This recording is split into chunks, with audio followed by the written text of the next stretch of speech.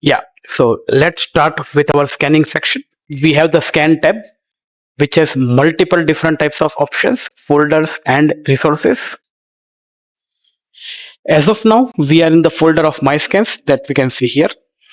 We create our own folder.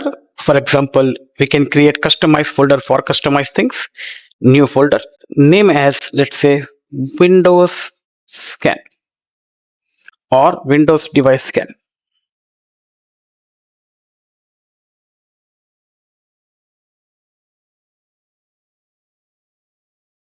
You can create one more folder, Linux Device Scan. Whatever the naming convention you want to give as per the organization policy, we can give. So now we have multiple folders. If I go again, the folder name has been changed. Each of the folder can have multiple different types of scans, and we can distribute the scans based on the devices. That is up to us. Now we have option of import, new folder, and new scan. These three folders would be universal in every scan that we want to perform. Import means if we have already pre-configured scanning file and we want to import directly, we can do it. As of now, we do not have. We will check these options once we have the imported file. The new folder that we have already created, Linux and Windows, and new scan. Now I want to create a scan on Linux device scan. So I will first of all click on this folder and I am going to go on click on new scan. When you click on the new scan, we are going to get multiple different types of scanning options. Discovery, vulnerabilities, compliance. These three are the high level categories of the scan we can perform with the expert. Discovery is the basic version. Like for example, host discovery, if you see here, and a small description is written, a simple scan to discover live host and open ports.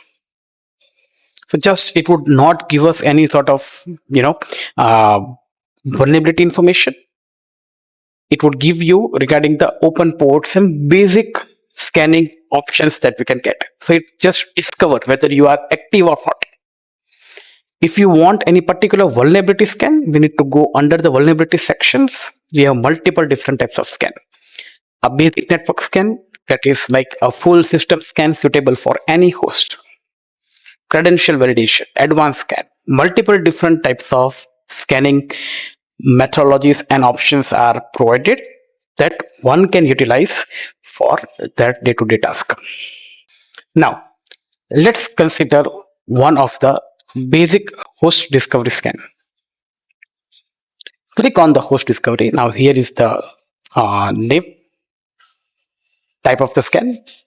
You give the name, host discovery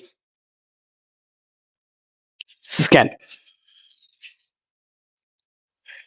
and this is custom. We want to create. You can write a description regarding what type of scan and why it is. So created this scan for checking open ports on the devices for regular time. Regular time frames. All right, sounds good.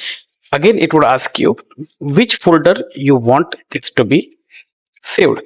When we created the scan, we have selected Linux device. So by default, it was one of the first one. We will keep as it is this particular case. Targets, it is required one, so you need to add the information. I am going to, as of now, add my IP address itself. That is 192.168.1.7. I'm going to scan my IP address. We can add multiple.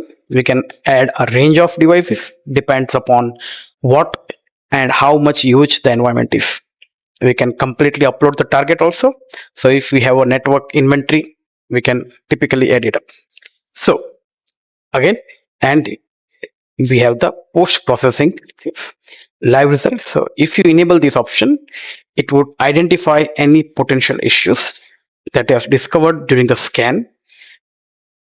sort of things, and it would be added as a KB in the scan results. So we want those particular thing in the results. Now, if you check this, we are in basic general. So general settings have been uploaded. We will go to the next, that is schedule option. Schedule means at what time we want to run. As of now, it is enabled this off, so it is not going to schedule. We manually have to run the particular scan. If you make it on, you are going to get a few more options. Frequency, let's keep it weekly. Weekly, it would be going to start at, let's say, 6:30. Time zone that you want to select, I'll keep it as it is. Any particular time zone. Let's say my client is based out of London. So I need to select those particular time frames so that it is according to the customer preference. And it is going to repeat every week on which day. I want every Monday at 6:30, the scan should be automatically getting started. So this is what this particular meaning means. If you check this, repeats every week on Monday at 6:30. Starting on 16th of this particular thing, we can select the upcoming Monday, 21st. So this would make more sense regarding the schedule. After that, we have the option of notifications. Now, it is giving a small warning. Notification will not be sent until your SMTP server is configured. If you check the settings, we have the SMTP server to be configured. So as of now, if you want to share an email directly from your Nessus towards the destination mail, for example, let's say abc@gmail.com. If I want to share, I need to have a SMTP server configured. Do you want to attach the report? If you make it yes, so report as an attachment would be shared. Report type, I want in the CSV, Nessus file itself. Nessus is also a file format or a PDF format. Let's take PDF. Maximum attachment size, and there is a small description. Size is in MB and should be less than 50 MB. So maximum data that can be shared via email as a part of the attachment should be less than 50 megabytes of data. If the report is larger, it will not be attached. And you report the maximum size. Results filter. Do you want to add a filter? Any particular thing that you want to add? As of now, not. We want everything to be configured. And we don't have, as of now, SMTP server itself. So this is not going to make sense, but later we can have it. We have discovery option now. So now the basic has been completed. We go to the discovery. How you want to discover the devices? Host enumeration, OS identification, port scanning, common ports, and all ports, any sort of custom. So custom means you make it choice regarding what are the different types of details. For the time being, we want to check, we want to identify all the ports that are open onto the host that we have mentioned. So what it will be going to check? In the general, it would always test the local Nessus host is available or not. It is going to use a fast network discovery. It is going to port all the ports. So 1.265.335. Use netstate if credentials are provided, and use scene scanner if necessary. So there are multiple things that we can have it as a part of the offering. Ping host using TCP ping, ARP ping, and ICMP. 2 times it would be making a try. After that, it would be stopped. So typically we have done in the discovery, then in the reporting section. In the report, in the output type, what things you are expecting. Are we expecting user to edit the scan results? Yes. So in that case, any sort of false alarm is getting matched. We are in a position to edit those manually. So analyst would be sitting on the top of the reports, manually checking all the things, and can edit if it is finding the data is not up to the relevancy. Designate host by their DNS name. Use the host name rather than IP address or nope. Leave it. We have given the IP address, so we require IP address. Display host that responds to ping. Yes. Display unreachable also. Yep. We want any case. Let's say we are scanning 100 devices. Out of the 100, 10 devices were not able to be reached. Do you want those particular in the scanning output? Yes, we do require. Do you want to display unique code characters? Always have a habit or the tendency to read whatever is mentioned here.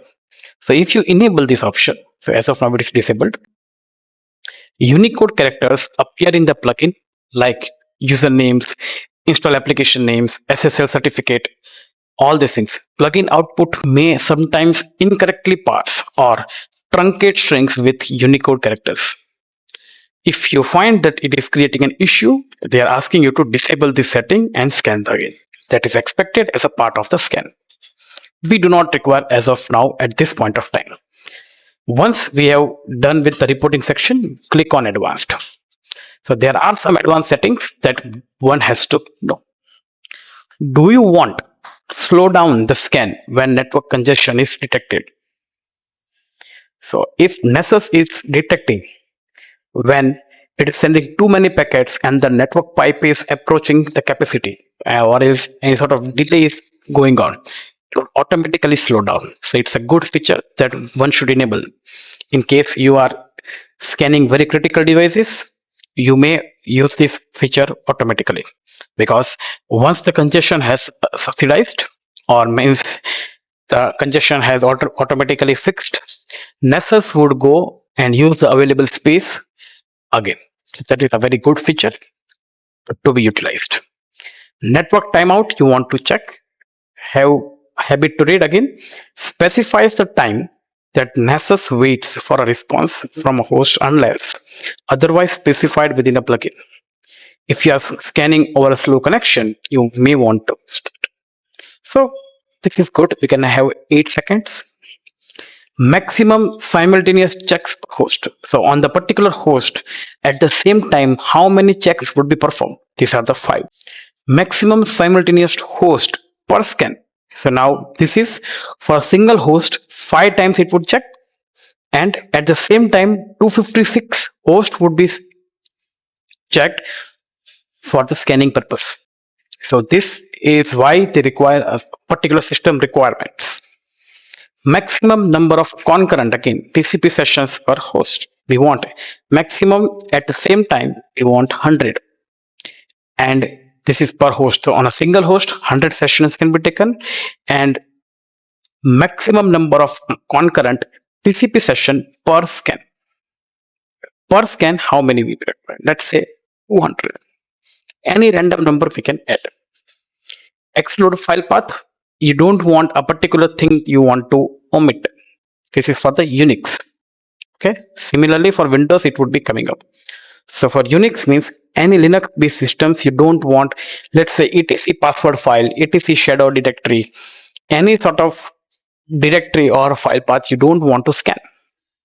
You can exclude. You can exclude complete file system, complete directory level path, or you want to include a specific path. This should be done. And it is giving a tip: avoid having the same file paths in exclude as well as include. This would be creating a confusion for them. Command timeout: the maximum number of seconds that find command will be allowed to run on the Unix system. In Unix, we have a command called as find, which is allowed to get information regarding multiple different types of cases. After Unix, we have Windows. Similarly, for example, we don't want to scan E directory, or under E we have test directory sort of things that we can add as an exclusion. Similarly, we can add as an inclusion for the particular case. We're going to save this up about it. The plugins are automatically selected. We don't have any as of now because this is just a host discovery scan. When we are doing the vulnerability scan, we are going to get multiple plugins. Now, before saving also, you have that arrow. You can launch the scan now, or you can just save it up. Let's save the scan. It is giving the scan has been saved successfully. Where it would be saved? In our folder that we created. That is the Linux device scan. You have the schedule. Again, you can also launch it on your own. That is up to us regarding the particular case. Live host discovery scan. Just click on this. As of now, nothing is there. We can quickly go ahead and launch it up. and the scan has been launched. If you see, you are going to get a status of running. It started at 4:55 a.m. and it was scheduled for 6:30 a.m. Once the results are done, it would go ahead and check. Now see, we are getting few of the results. 85% has been completed. Vulnerabilities, basic one that were being found would be present here. The status is running. The policy that was used was host discovery. Severity that would be calculated would be of CVSS 3.0 version. The scanner is the local one. The start time. And now the scan has been completed. Now, scan summary. We are not going to get any sort of vulnerabilities at this point because it's just a host discovery scan. Succeeded, failed. So authentication, we did not provide any sort of credentials because that was not the aim for the case. The duration of the scan, 20 seconds it took to complete. And you're going to get few details. Host that we were scanning is 1.7. That was the Nessus itself. We are going to leverage meta-exploitable scanning in the next one so that we get actual vulnerabilities in the results. And we have vulnerabilities that are already present up. Info level security is here. The count is there. The name is there. And we have the history that was completed. You see the arrow completion. You can configure again. It would give you the same configure page. Audit trail, some information about the logs. You can launch it again. We can have a export option and we can export in the Nessus file, etc. If you click on report, we can have HTML, PDF or CSV. If you go for CSV, we can click on select all and click on generate report. A CSV file has been downloaded. You open it up.